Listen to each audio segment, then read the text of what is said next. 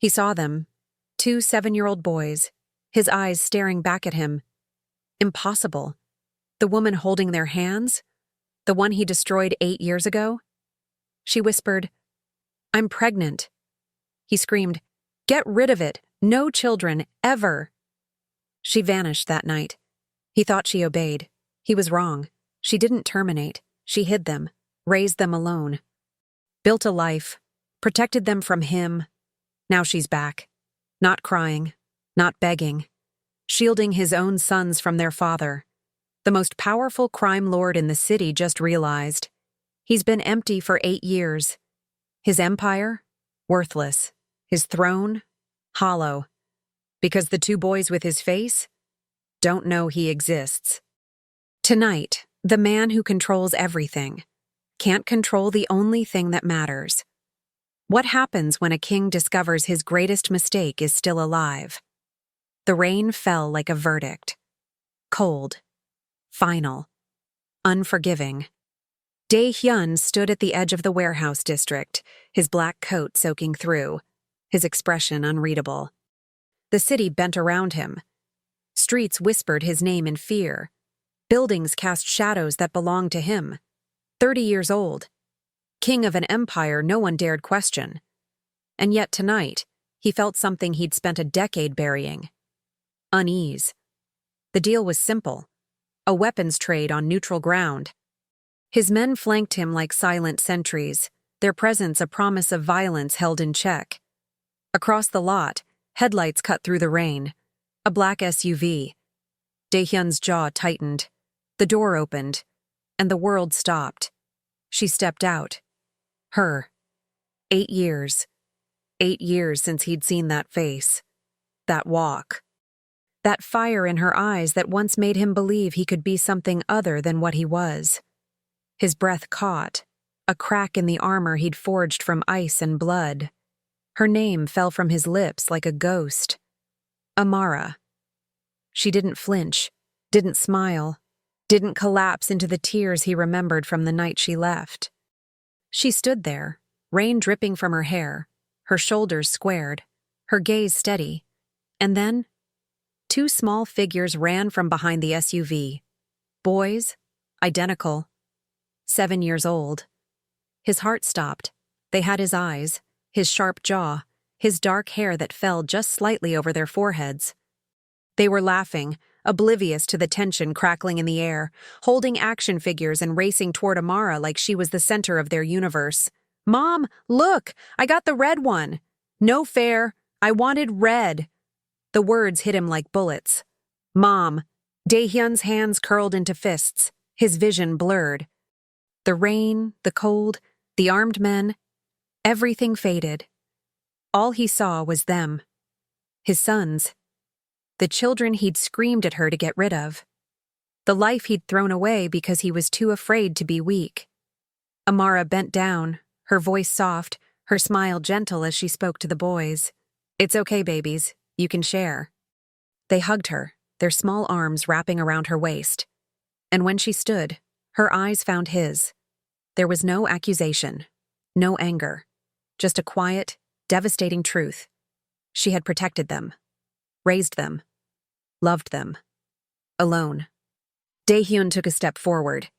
His second-in-command, Jin, placed a hand on his arm. "Boss."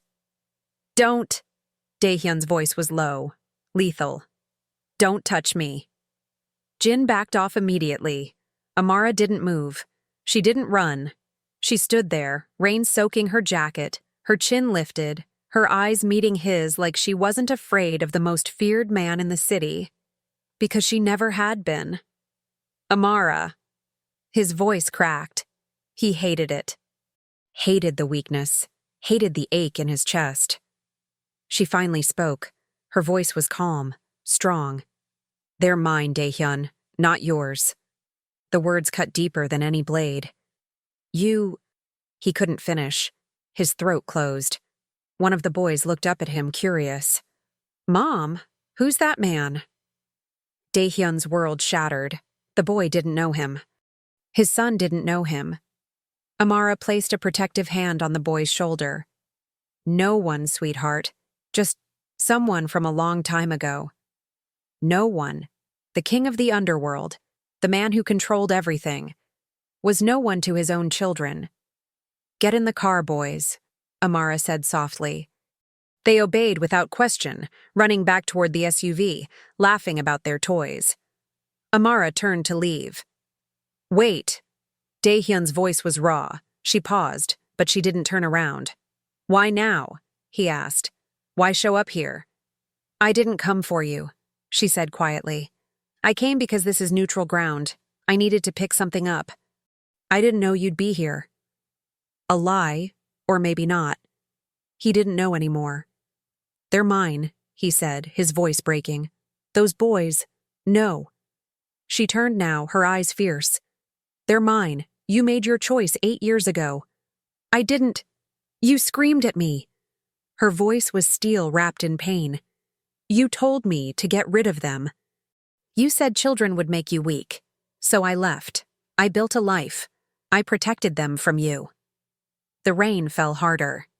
Daehyun felt something he'd never felt before. Regret. "I was wrong," he whispered.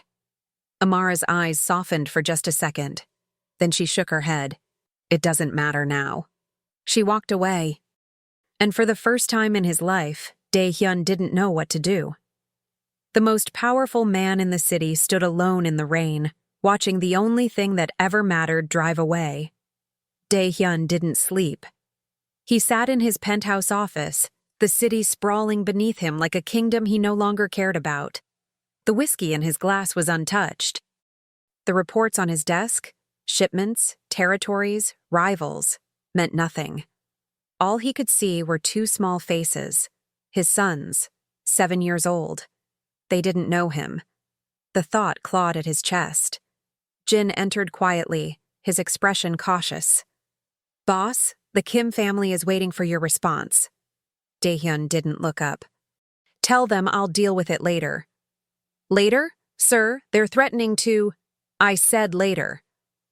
Jin hesitated, then nodded and left. Alone again, Daehyun pulled out his phone. He'd already done what he swore he'd never do. He'd searched for her. Amara Johnson. 26 when she'd left. Now 34. She lived in a quiet neighborhood 40 minutes outside the city. A small house. A normal life. She worked as a financial consultant. The boys, Elijah and Isaiah, attended a private school. Soccer on Saturdays. Art class on Thursdays. She'd built everything without him, and she'd done it well. Daehyun's jaw tightened. He wanted to be angry. Wanted to rage at her for keeping them from him. But he couldn't. Because she was right. He had screamed at her. He had told her children would destroy everything he'd built. He'd been 22 when he took over his father's empire. Cold, ruthless, efficient. Love was a liability. Family was weakness. That's what his father taught him. And he'd believed it. Until he met Amara. She was different. Fierce. Unafraid. She didn't care about his power or his name. She looked at him like he was just a man. And for a while he let himself believe he could be. But when she told him she was pregnant, he panicked. He screamed. He broke her. And now, 8 years later, he was the one broken. Amara stood in her kitchen, her hands trembling as she gripped the edge of the counter. The boys were asleep upstairs, safe. But for how long? Seeing Daehyun tonight had shattered the wall she'd spent 8 years building. She'd told herself she was over him, that she'd moved on. But the moment she saw him standing in the rain, his eyes hollow and haunted, she felt it all again. The love, the pain, the rage. She'd loved him once. Deeply, desperately, and he'd destroyed her. Her phone buzzed. Unknown number. Her heart stopped. She answered. Amara. His voice. Low. Broken. She closed her eyes. "How did you get this number?" "I need to see them." "No. Please."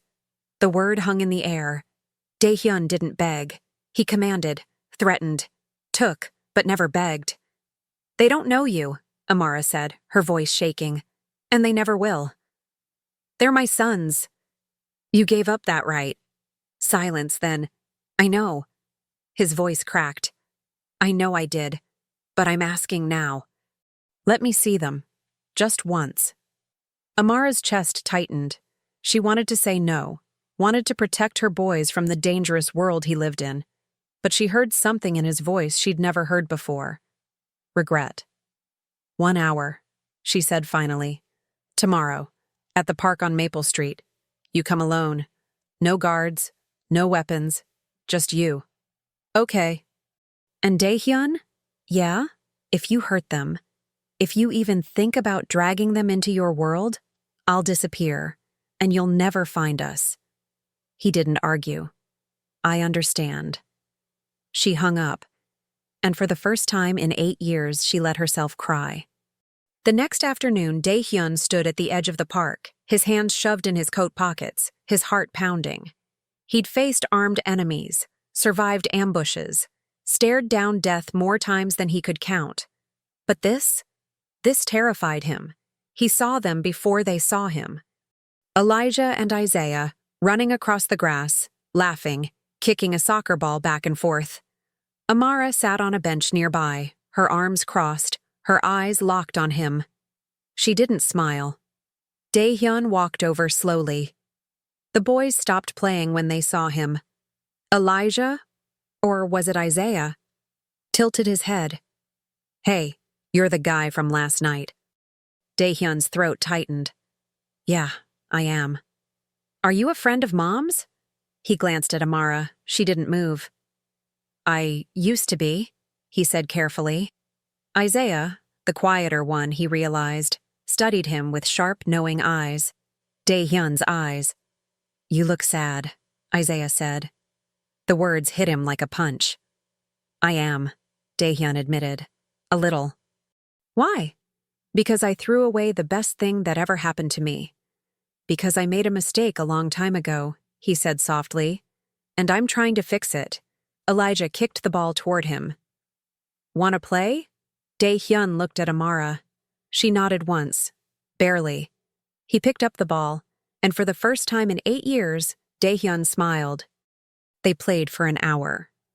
Daehyun, the feared crime lord who commanded armies, ran across the grass like a child, laughing as Elijah scored a goal past him. Isaiah watched from the side, quieter, more cautious. But even he smiled. Amara sat on the bench, her arms still crossed, her heart breaking and healing at the same time. She'd imagined this moment 1,000 times, Daehyun meeting his sons. But she'd never imagined it would hurt this much, because watching him with them, seeing the way he looked at them, the way his entire face softened, she realized something terrifying. He wasn't pretending. He wasn't here to control them or claim them like possessions. He was here because he wanted to be. And that made everything worse, because she couldn't let him in, not into their lives, not into her heart, not again. When the hour was up, Daehyun crouched down in front of the boys. I have to go, he said quietly. Elijah pouted. Already? Yeah. But maybe I'll see you again soon? He looked at Amara. She didn't answer. Isaiah stepped forward. What's your name? Daehyun's breath caught. Daehyun. That's a cool name, Isaiah said. Then quieter. Do you have kids? The question shattered him. No, Daehyun whispered. I don't. Liar, his heart screamed. Isaiah nodded. Okay, bye, Daehyun. The boys ran back toward Amara.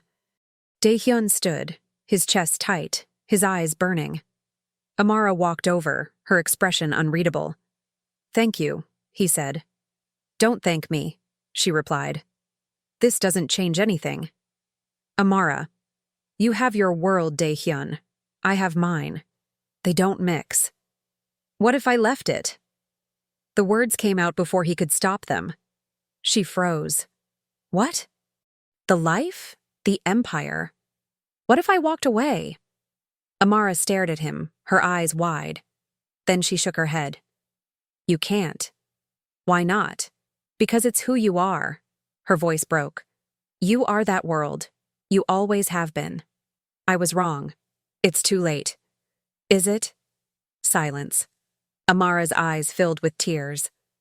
I can't do this again, Deian. I can't let you in just to lose you. You won't lose me. Yes, I will. A tear slid down her cheek. Because your world doesn't forgive. It doesn't let go. And the moment someone finds out about them, about us, we're targets. Daehyun's fists clenched. She was right. His enemies were ruthless. If they knew he had children, they'd use them. Hurt them. Kill them. Then I'll protect you, he said fiercely. All of you. With what? Amara's voice rose. More violence? More blood? That's not protection, Daehyun. That's a prison. He had no answer, because she was right. Amara wiped her eyes. You got your hour. Now leave us alone. She turned and walked away. The boys waved at him from the car, and Daehyun stood there, frozen, as the only light in his dark world drove away. Again. That night, Jin found him in his office, staring at nothing. Boss, we have a problem. Daehyun didn't respond. The Nakamoto family knows. That got his attention. Knows what? About the woman and the kids. Wait, if you're married or in a relationship, this message is for you. Do you feel like he doesn't really see you anymore? Like no matter what you do, he's distant, distracted. Almost like you're strangers under the same roof? The more time passes, the colder it feels. The laughter, the closeness, it's fading. And deep down you're scared. Scared that the connection you once had is slipping away. But it doesn't have to be this way. There is a path to being noticed, to being desired, to feeling close again. Scan the QR code now and take the first step. Don't wait. This moment, it's yours if you act. His attention. Knows what? About the woman and the kids. Daehyun's blood turned to ice. How?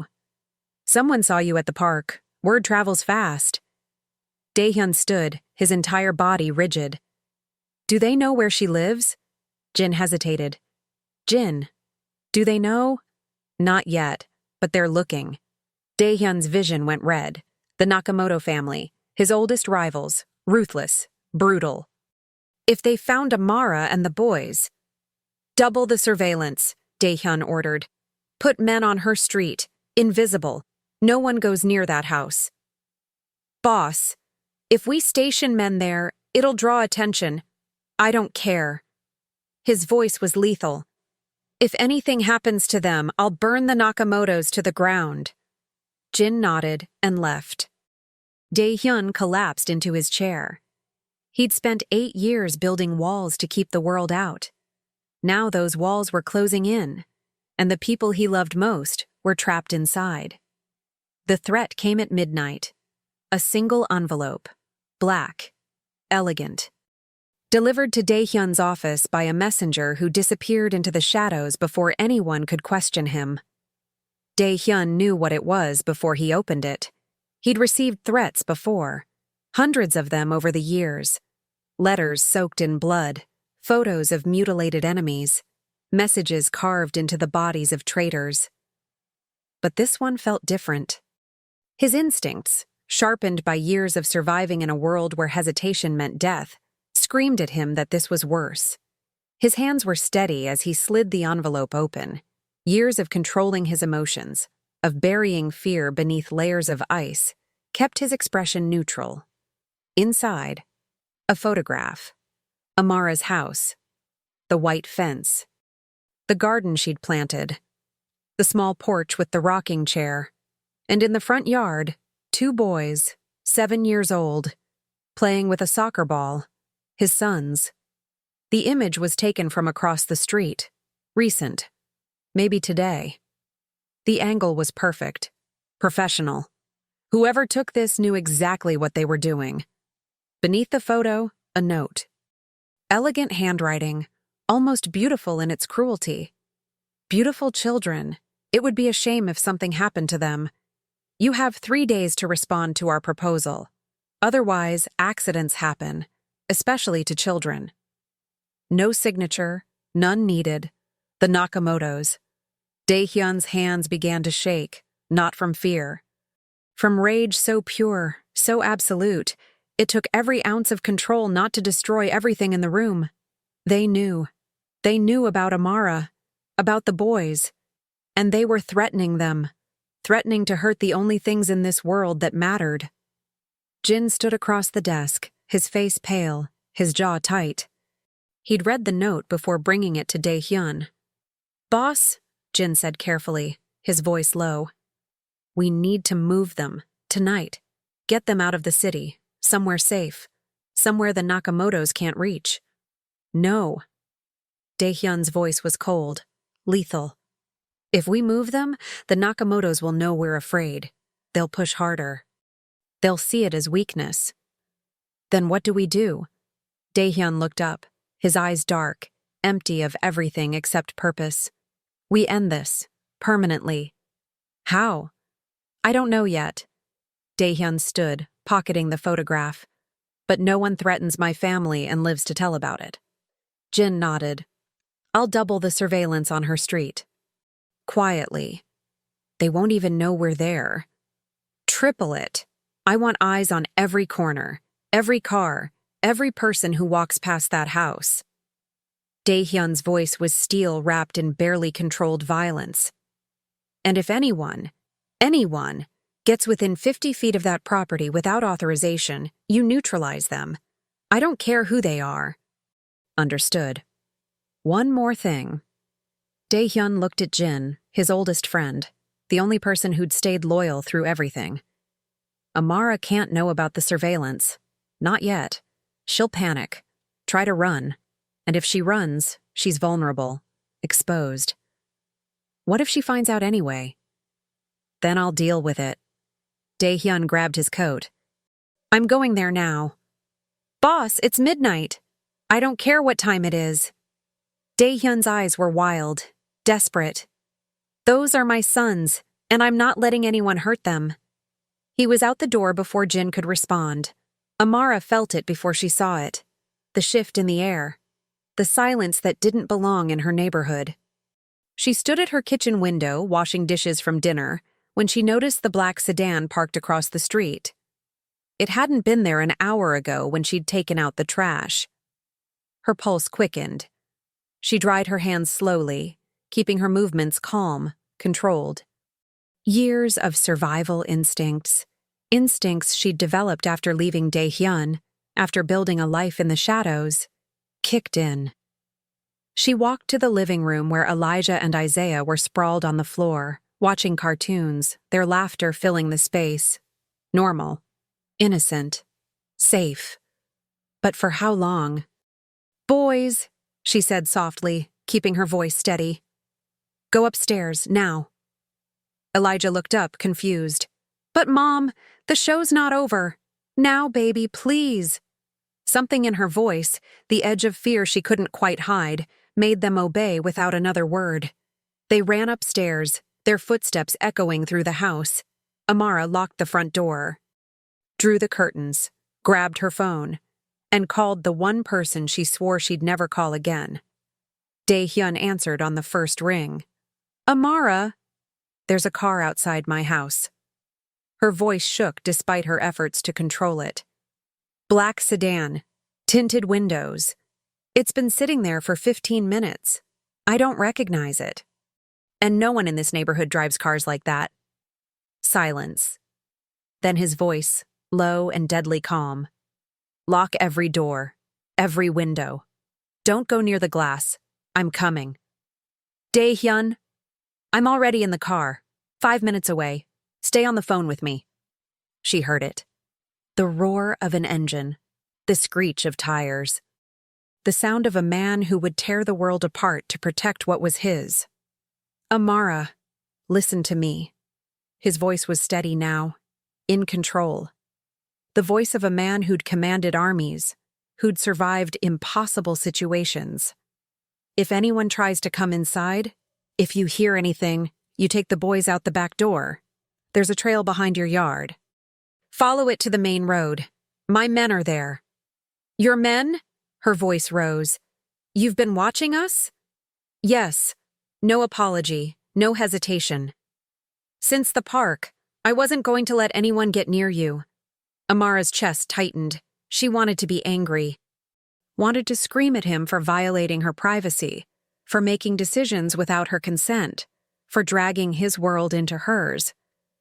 But right now, with a stranger's car sitting outside her house, with her children upstairs and fear crawling up her spine, she was grateful. They're moving, she whispered, peering through a tiny gap in the curtains. The car doors opened. 2 men stepped out. Dark suits, expensive. Their movements precise, controlled, professional. Amara's breath caught. Deian, I see them. His voice turned lethal. My men are tracking them through cameras. Stay inside. Don't open the door for anyone. Not police, not neighbors, no one. The 2 men started walking toward her house. Slow, deliberate, like they had all the time in the world. Like they knew she was watching. Like they wanted her to be afraid. Amara backed away from the window, her phone pressed to her ear, her heart slamming against her ribs. Upstairs, she heard one of the boys call out, "Mom, what's wrong?" "Stay in your room," she called back, trying to keep her voice steady. "Everything's fine." It wasn't fine. Nothing was fine. The men were halfway up her walkway now. She could see their faces in the streetlight. Cold, empty. Professional killers wearing expensive suits. And then, headlights flooded the street. 3 black SUVs screeched to a halt, blocking the sedan, surrounding it. Daehyun's men poured out. 8 of them. Maybe 10. Silent. Efficient. Weapons concealed, but presence unmistakable. The 2 men froze mid-step. And then Daehyun stepped out of the lead vehicle. He didn't run, didn't shout. He walked, slow, controlled. A predator closing in on prey. Even from inside the house, Amara could feel the danger radiating from him. This was the man she'd fallen in love with. The man who controlled the city through fear and respect. The man who'd destroyed anyone who challenged him. Daehyun stopped in front of the 2 men. He said something she couldn't hear. One of the men reached for his jacket. Daehyun moved faster. He grabbed the man's wrist, twisted, and dropped him to the ground in seconds. No weapons, no violence, just pure, controlled force. The second man raised his hands in surrender. Daehyun leaned down, his face inches from the first man's, and spoke. Whatever he said made the man go pale. Made him nod frantically. Made him look terrified. Then Daehyun stood, brushed off his coat like nothing had happened, and walked toward Amara's house. She opened the door before he could knock. Their eyes met. His were dark, haunted, furious, but also relieved. "Are you okay?" he asked, his voice rough. She nodded, unable to speak. He stepped inside, his presence filling the small entryway. The house that had always felt spacious suddenly felt tiny with him in it. The boys? Upstairs. Safe. He exhaled, his shoulders dropping slightly. For a moment, they just stood there. Then Amara's voice broke. "This is your world, Daehyun. This is what I was trying to protect them from. Men with guns, threats in the middle of the night, living in fear. I know." His jaw tightened. "And I'm going to fix it." "How? How do you fix this?" He looked at her, his eyes burning with something she hadn't seen in 8 years. Determination. "By ending it. All of it." "What does that mean?" "It means I'm walking away. From the empire. From the life. From everything." Amara stared at him, speechless. "You can't. They won't let you." "They don't have a choice." His voice was steel. "I'm done. I'm out. And anyone who has a problem with that will deal with me." "Daehyun, I mean it, Amara." He stepped closer. "I spent 8 years building something that means nothing.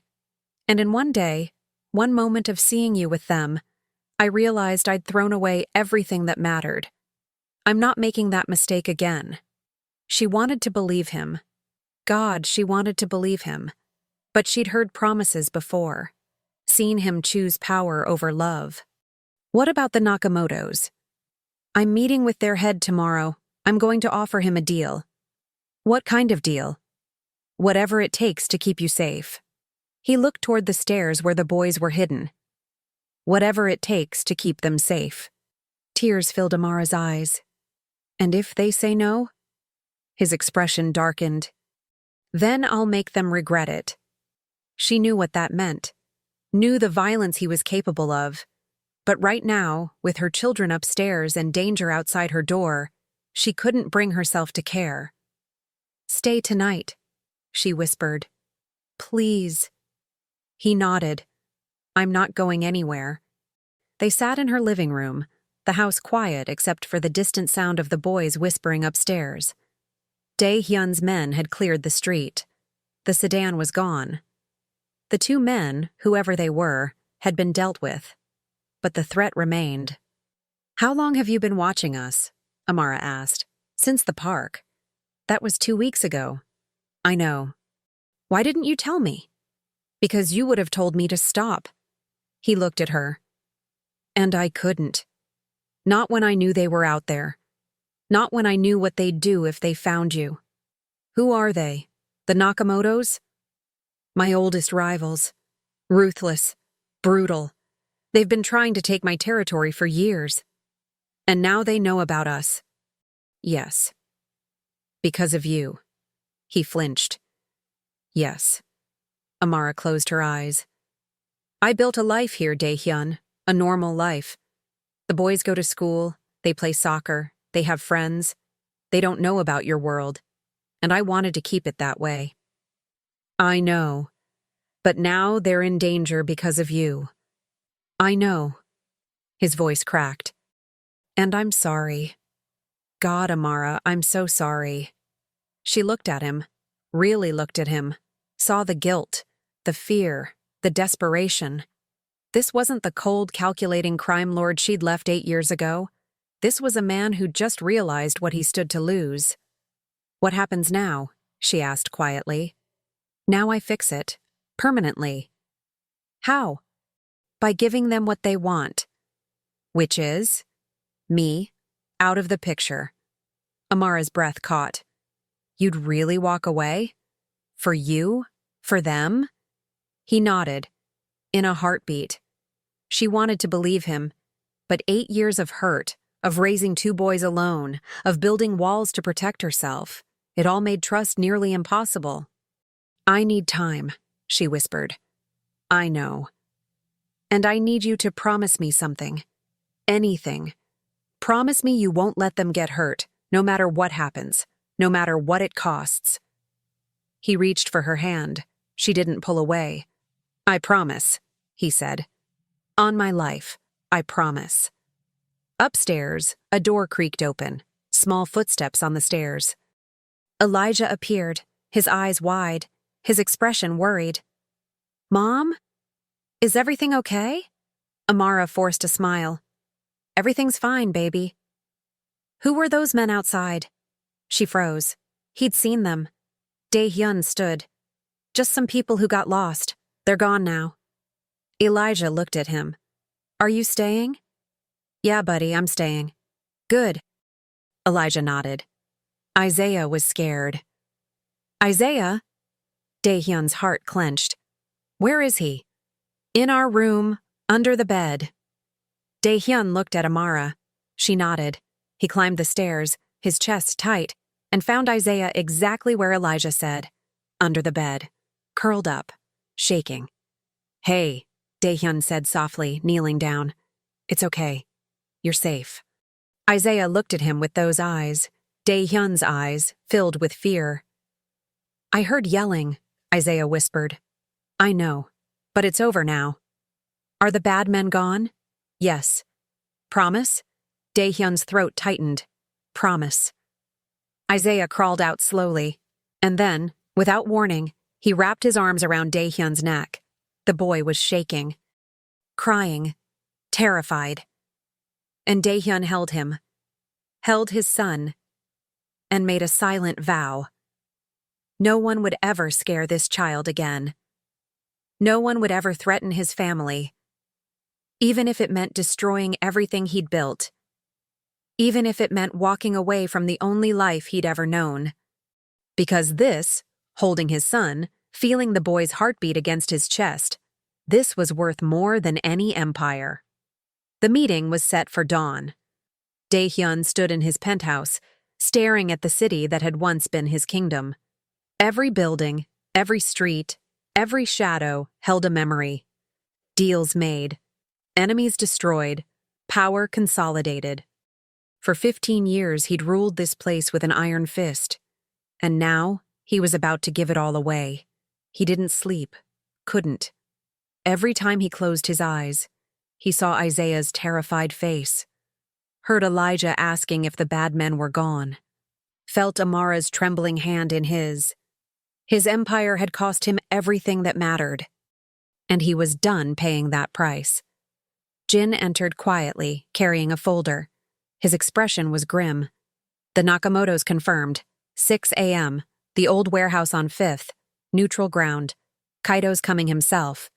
Daehyun nodded. Kaido Nakamoto, 50 years old, second-generation crime lord. Ruthless, calculating, and smart enough to have survived 3 decades in a world where most men didn't last 3 years. Rules? Daehyun asked. No weapons, no guards inside, just you and him. Jin paused. Boss, this could be a trap. It's not. How do you know? Because Kaido wants my empire, not my life. Dead, I'm a martyr. My people would never stop coming for him. But if I walk away voluntarily, that's a victory he can use. It makes him look strong, like he forced me out. Jin's jaw tightened. And you're okay with that? Letting him think he won? Daehyun looked at him. I don't care what he thinks. I care about keeping my family safe. The men won't understand. They've followed you for years, some of them since the beginning. Then help them understand. Daehyun's voice was firm. I'm done, Jin. After today, it's over. And what about me? Daehyun turned. Jin had been with him since they were teenagers, had saved his life more times than he could count. Was more than an employee, more than a friend. He was family. You're free, Daehyun said quietly. Work for Kaido. Start your own operation. Walk away. Whatever you want. What if I want to follow you? I'm not going anywhere that needs following. I'm going to be a father, a husband if she'll have me, a normal man with a normal life. Jin studied him. Then slowly, he smiled. You really love her. More than anything. And the boys? Daehyun's expression softened. I'd die for them. Jin nodded. Then I hope Kaito accepts your deal. Because if he doesn't, this city's going to burn. At Amara's house, morning light filtered through the kitchen windows. She'd been awake all night, watching Daehyun's men patrol the street. They were good. Professional. Invisible to anyone who didn't know what to look for. But she saw them. Saw the shadows moving. The cars that appeared and disappeared. The silent guardians keeping watch. Daehyun had left an hour ago. Kissed her forehead. Promised he'd fix everything. And then walked out the door like he was going to war. Maybe he was. She made coffee, fed the boys breakfast, pretended everything was normal. But Elijah saw through it. Mom, where did Daehyun go? She paused. He had some business to take care of. Is he coming back? Yes, baby, he's coming back. Promise? She wanted to promise. Wanted to tell her son that the man who'd spent one night protecting them would be there forever. But she'd learned the hard way not to make promises she couldn't keep. I hope so, she said instead. Isaiah was quiet. He'd been quiet since last night, since hiding under the bed. Since the fear that had gripped him hadn't quite let go. Amara sat beside him. You okay, sweetheart? He nodded, but his eyes told a different story. You were scared last night, she said gently. Another nod. Me too. Isaiah looked up, surprised. You were? Of course. When someone we love is in danger, it's okay to be scared. But Deian wasn't scared. I think he was. He just didn't show it. That's what grown-ups do sometimes. We hide our fear so the people we love don't have to feel it. Isaiah thought about that. Is Deian in danger now? Amara's heart clenched. I don't know, baby. I don't want him to get hurt. Me neither.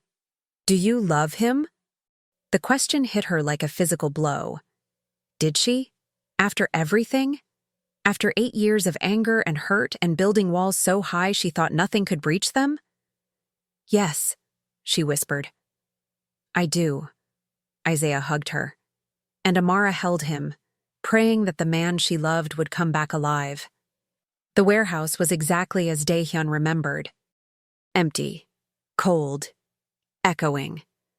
This was where he'd made his first major deal 15 years ago, where he'd proven himself to the old guard, where he'd become someone to fear. Now it would be where he walked away from it all. Kaido was already there, standing in the center of the space, his hands in his pockets, his expression unreadable. He was alone, as promised. No guards, no weapons visible, just 2 men about to decide the future. Deian, Kaido said, his voice smooth. I have to admit, I didn't think you'd actually show. I keep my word. Yes, you always have. It's one of the things I've always respected about you. Kaido walked closer. So, you wanted to talk. I'm listening. Deian didn't waste time. I'm stepping down, giving up the empire, all of it. Territory, operations, connections. It's yours. Kaido raised an eyebrow. Just like that? Just like that. And in return, you leave my family alone, permanently. Kaido smiled. The woman and the boys, I heard about them. Didn't believe it at first. The great Deian, falling in love, having children. It seemed impossible. Believe it. And you'd give up everything for them? Yes. Kaido studied him. You know what people will say, don't you? That you went soft, that a woman made you weak, that you couldn't handle the pressure. I don't care what people say. You should. Reputation is everything in our world. It's not my world anymore. Kaido laughed. You really mean it. You're actually walking away. I am. And what makes you think I'll honor this agreement? What's to stop me from taking your empire and still going after your family? Daehyun's eyes darkened. Because if you do, I'll come back. And when I do, I won't be bound by rules or honor or deals. I'll destroy everything you've ever built, everyone you've ever loved. I'll burn your organization to the ground and salt the earth so nothing ever grows there again. The threat hung in the air. Kaido stopped smiling. You'd start a war. I'd end one. Permanently. Silence. Long. Heavy. Then Kaido nodded slowly. You're serious. As I've ever been about anything. Kaido considered this. I want everything. Territory, supply lines, contacts, safe houses. Everything. You'll have it. And you disappear. Completely. No interference, no consulting. No helping your old lieutenants set up their own operations. Agreed. How long do you need? 1 week to transfer assets. 2 weeks to tie up loose ends. 1 week. Total. After that, if I see you involved in any operations, any deals, anything, the agreement is void. Daehyun nodded. 1 week. Kato extended his hand. Then we have a deal. Daehyun shook it. The handshake that ended his empire. The handshake that bought his family's safety. The handshake that changed everything. One more thing, Kaido said. I'm curious. What made you change? 8 years ago, you threw her away. Now you're giving up everything for her. What happened? Daehyun thought about Isaiah hiding under the bed, about Elijah asking if he was staying, about Amara's hand in his, trusting him despite everything. I realized I was building the wrong empire, he said quietly. Kaido smiled. Maybe you're not as stupid as I thought. Good luck, Daehyun. You're going to need it. Being normal is harder than being powerful. I'll take my chances. Daehyun walked out of the warehouse and didn't look back. By the time he reached Amara's house, it was mid-morning. The boys were at school. Amara was in the kitchen, her hands wrapped around a coffee mug, her eyes red from lack of sleep. She looked up when he entered. "Is it done?" "It's done. And we're safe. All of us." Her eyes filled with tears. "What did it cost you?" "Everything I don't need anymore." She stood, her hands shaking. "Daehyun, I have 1 week to transfer everything. Then I'm out. Completely. No more empire, no more danger, just life. And you're okay with that?" He walked to her, his hands cupping her face. "Amara, I spent 15 years building something that couldn't love me back, that couldn't laugh with me, that couldn't give me sons who look at me like I'm their whole world. I don't want that anymore. I want this. I want you. I want them. I want Saturday morning pancakes and soccer practice and arguing about bedtime. I want normal. I want real." She was crying now, full tears, 8 years of walls crumbling. "What if you regret it?" "I won't." "What if you miss it?" "I won't." "What if it's not enough?" He kissed her, soft, deep, full of every promise he'd never made before. "You're everything," he whispered against her lips. "You always were. I was just too stupid to see it." She kissed him back, and for the first time in 8 years, she let herself believe. That night, when the boys came home from school, Daehyun told them. They sat in the living room, Elijah and Isaiah on the couch, Amara beside them, Daehyun standing because he was too nervous to sit. "I want to talk to you about something," he said. The boys looked at him, curious. "I'm going to be around a lot more. Every day, actually. I'm moving here, if that's okay with you." Elijah's eyes went wide. "Like, living here? If your mom says yes?" Amara smiled through her tears. "I say yes." Isaiah was quiet. Then softly, "Does that mean you're our dad? Like, for real?" Daehyun's throat closed. "If you'll let me be." Elijah jumped up. "Yes. Can we tell the kids at school?" "You can tell anyone you want." Isaiah stood too, slower, more careful. He walked to Daehyun and looked up at him with those eyes, Daehyun's eyes, filled with something fragile and hopeful. "Will you leave again?" Daehyun knelt down so they were eye level. "No, I'm staying, forever." "Promise?" "I promise, Isaiah. I'm never leaving you again." Isaiah hugged him. And Daehyun held his son and felt something he'd never felt in 30 years of living. Complete. That week was chaos. Daehyun transferred assets, signed documents, met with lieutenants, and explained his decision. Some understood, some were angry, some were confused. But by the end of the week, it was done. The empire that had taken 15 years to build was gone in 7 days. And Daehyun had never felt lighter. On the 8th day, he woke up in Amara's house, his house now, to the sound of the boys arguing downstairs about who got the last waffle. He smiled, got dressed, walked downstairs. "Morning, Dad," Elijah called out. Dad. The word still hit him every time. "Morning, buddy." Isaiah looked up. "Can you make more waffles?" "I can make whatever you want." Amara walked in, her hair still messy from sleep, her smile soft. "Look at you, domestic." He kissed her. "Get used to it." She laughed, that sound he'd missed for 8 years. "I think I will." And as Daehyun stood in the kitchen, making waffles for his sons while the woman he loved drank coffee and watched him with eyes full of something he didn't deserve but would spend the rest of his life earning, he realized something.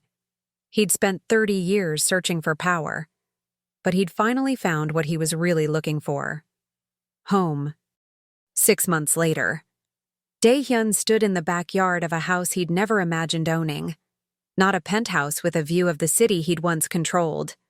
Not a fortress with armed guards and bulletproof glass. Just a simple two-story home with a white fence, a garden Amara had planted, and a tire swing he'd hung from the old oak tree last weekend. The house was in a quiet neighborhood 40 minutes outside the city, tree-lined streets, families, children riding bikes, soccer games in the park. Everything he'd never known he wanted. Elijah and Isaiah ran past him, chasing each other with water guns, their laughter filling the summer air. They were bigger now, growing faster than he could keep up with. Elijah had lost his 2 front teeth. Isaiah had just learned to ride a bike without training wheels. "Dad, come play!" Elijah shouted. Dad. The word still made his chest ache in the best possible way. 6 months, and he still wasn't used to it. Still felt that surge of overwhelming gratitude every time one of them said it. "Give me a second," he called back. He was building a treehouse, something he'd promised them months ago, something he'd never built before, never even thought about building. But now, it was all he wanted to do. Create something with his hands that wasn't empire or control or power, just wood and nails, and a place where his sons could play. Amara stepped out onto the porch, a glass of lemonade in her hand, her smile soft and real. She wore a sundress, her hair pulled back, her feet bare. She looked peaceful, happy. Nothing like the terrified woman he'd found 8 years ago when she'd discovered she was pregnant. "You're getting soaked," she said, gesturing to his shirt. He looked down. The water guns had hit their target. "Worth it." She laughed and walked over, handing him the lemonade. He drank, grateful. The summer heat was brutal, and he'd been working on the treehouse since dawn. "How's it coming?" she asked. "Almost done. Another day, maybe 2. They're going to love it." "I hope so." She looked at him, her eyes searching. "Are you happy?" The question caught him off guard. Not because he didn't know the answer, but because 6 months ago, he wouldn't have understood what happiness even meant. "Yes," he said simply. "I am." "Even with all this?" She gestured to the house, the yard, the normal suburban life that was so different from everything he'd known. "Especially with all this." She smiled and kissed his cheek. "Good, because I need your help inside. The sink's making that noise again." He groaned. "I just fixed that last week." "I know. Fix it again." "Yes, ma'am." She laughed and went back inside. And Deian stood there, covered in sweat and water, holding a hammer and a glass of lemonade, watching his sons play. This was his empire now. And it was perfect. The first month had been the hardest, adjusting to a life without power, without danger, without the constant adrenaline of survival. He'd wake up in the middle of the night, instincts screaming, reaching for weapons that weren't there. He'd hear a car backfire and his body would go rigid, ready for war. He'd see a stranger at the grocery store and his mind would calculate threats, exits, vulnerabilities. But slowly, gradually, it faded. The tension in his shoulders loosened. The nightmares became less frequent. The hypervigilance dulled to something manageable. Amara had been patient with him, understanding. She'd held him through the bad nights, talked him down from the panic, reminded him that he was safe, that they were safe. The boys helped too. It was impossible to stay trapped in the past when Elijah needed help with his math homework, or Isaiah wanted to show him a new drawing. They pulled him into the present, into their world of soccer practice and school projects and bedtime stories. He'd started a legitimate business, a security consulting firm. It used his skills, his knowledge, but without the violence, without the blood. He advised small businesses on protecting their assets, trained corporate security teams, installed alarm systems. It wasn't glamorous. The money was a fraction of what he'd made before. But it was honest, and that mattered. Amara had been surprised when the first paycheck came in. "You're really doing this," she'd said, staring at the bank statement. "Did you think I wouldn't?" "I don't know. Part of me thought you'd get bored, that you'd miss the excitement. I don't miss it at all. Not even a little? He'd thought about it honestly. Sometimes I miss the simplicity of it. Everything was clear. You had enemies and allies, threats and opportunities. There was no gray area. But this? He gestured to the house, to their life. This is harder. And better. She'd kissed him then, and he'd known he'd made the right choice. 3 months in, Isaiah had a nightmare. Deian heard him crying from down the hall and went to check on him.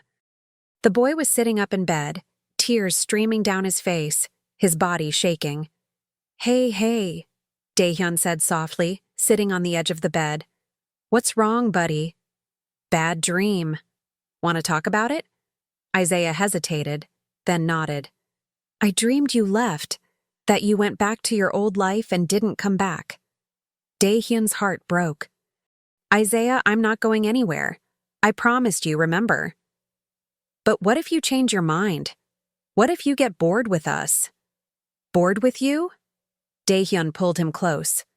That's impossible. You're the best thing that ever happened to me.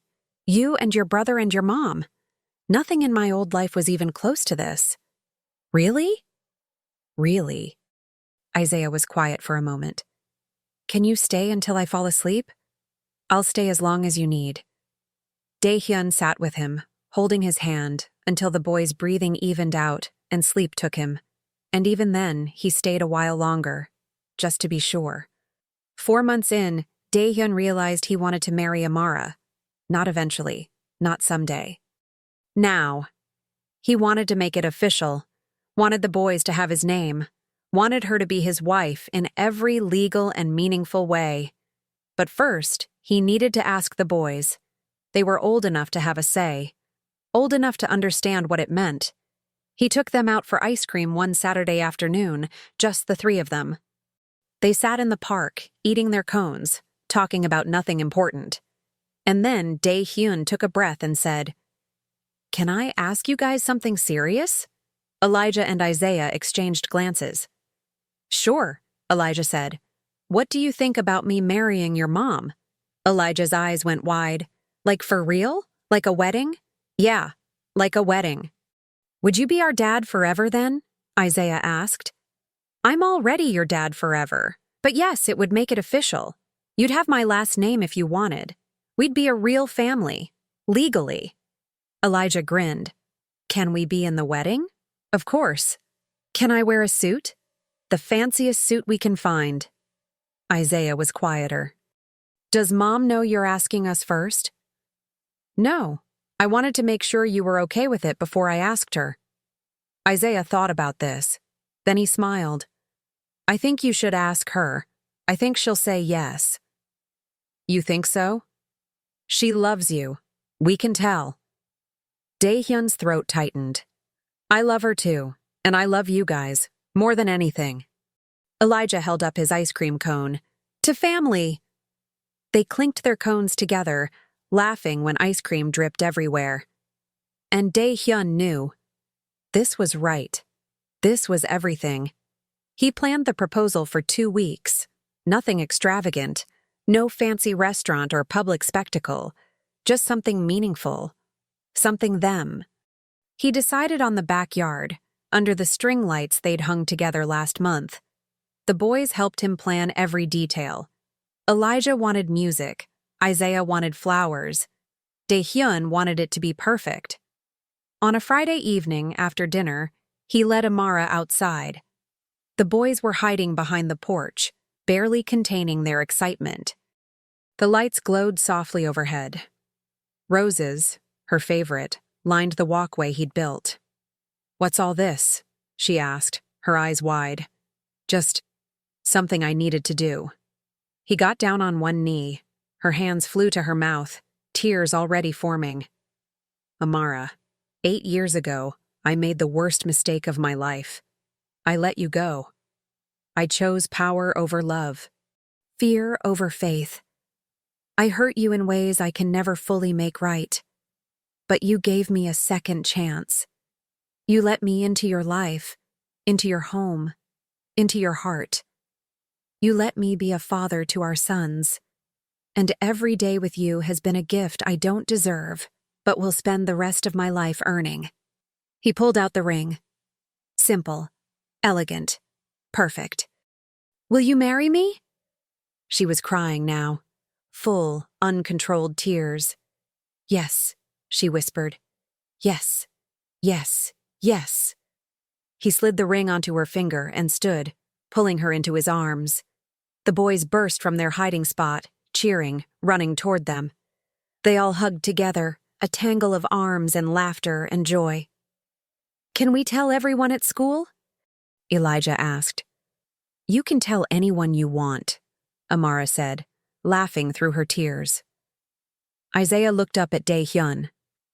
Does this mean we're really a family now? We were always a family, buddy. This just makes it official. They got married 3 months later. Small ceremony. Just close friends, Amara's family, and the boys. Jin came too. He'd started his own legitimate security firm and had stayed in touch. He was the only one from Daehyun's old life who'd made the transition. Elijah and Isaiah wore matching suits and carried the rings down the aisle with such serious concentration that half the guests were tearing up before the ceremony even started. Amara wore a simple white dress that made Daehyun forget how to breathe. When she walked down the aisle, when her eyes met his, he felt it. The absolute certainty that this was exactly where he was meant to be. The officiant asked him to say his vows. Daehyun looked at Amara, at the boys standing beside them, at the people gathered to celebrate. I spent most of my life believing love was weakness, he said, his voice steady despite the tears in his eyes. That caring about someone gave them power over you. That the only way to survive was to stay alone, stay cold, stay in control. I was wrong about everything. Love isn't weakness. It's the only thing that ever made me strong. Amara, you saved me. Not from my enemies or my past, but from myself. You showed me what it means to be human, to be real, to be worthy of something more than fear and power. I promise to spend every day of the rest of my life being the man you deserve, the father our children deserve, the husband you chose to believe in. Amara was crying. So were half the guests. Your turn, the officiant said gently. She wiped her eyes, laughing through tears. You broke my heart 8 years ago, shattered it into pieces I didn't think I could put back together. But somehow, impossibly, you did. You came back. You fought for us. You chose us when it would have been easier to walk away. You gave up everything to protect our family. And every day since, you've proven that people can change. That second chances are real. That love is worth the risk. I don't know what the future holds, but I know I want to face it with you. Today, tomorrow, forever. They kissed. The boys cheered. Jin whistled. And Daehyun, the man who'd once controlled a city through fear, smiled wider than he'd ever smiled in his life. 1 year later, Amara told him she was pregnant. They were in the kitchen, the boys at school, the house quiet. She handed him a positive pregnancy test, her eyes nervous and hopeful. Daehyun stared at it, then at her. Then back at the test. Are you serious? I'm serious. He picked her up, spinning her around, laughing like a child. We're having another baby? We're having another baby. He set her down gently, his hands on her face. I love you. I love you too. When do we tell the boys? Tonight? Tonight. That evening, they sat the boys down. Elijah was 9 now. Isaiah was quieter, but more confident. They'd grown so much in the past year. We have some news, Amara said. The boys looked at each other, curious. You're going to be big brothers, Daehyun said. Silence. Then, what? Elijah jumped up. Are you serious? Very serious. Is it a boy or a girl? We don't know yet. When? In about 7 months. Isaiah was smiling, quiet, but genuinely happy. That's cool. Yeah, Elijah agreed. That's really cool. 7 months later, Mia was born. 6 pounds, 3 ounces. Perfect. Beautiful. With Amara's smile and Daehyun's eyes. When the nurse placed her in his arms, Daehyun felt something click into place. Something he hadn't even known was missing. "Hi, princess," he whispered. "I'm your dad." She yawned, and he was completely, utterly hers. 3 years passed. Elijah and Isaiah were 12 now. Tall, smart, kind. They played soccer, did well in school, had friends. Normal kids with a past they didn't fully understand yet. Mia was 3, a whirlwind of energy and laughter and endless questions. One evening, while Daehyun was tucking Mia into bed, she looked up at him with sleepy eyes. "Daddy?" "Yeah, princess?" "Do you love me?" His heart melted. More than anything in the world. More than Elijah and Isaiah? "I love you all the same. All my kids are my favorite." She smiled, satisfied, and fell asleep seconds later. Daehyun stood there, watching her breathe, and realized something.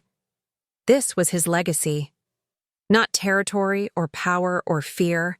These 3 children, this woman, this life. When Elijah and Isaiah turned 13, they started asking harder questions. Real questions about his past. Who he'd been. What he'd done.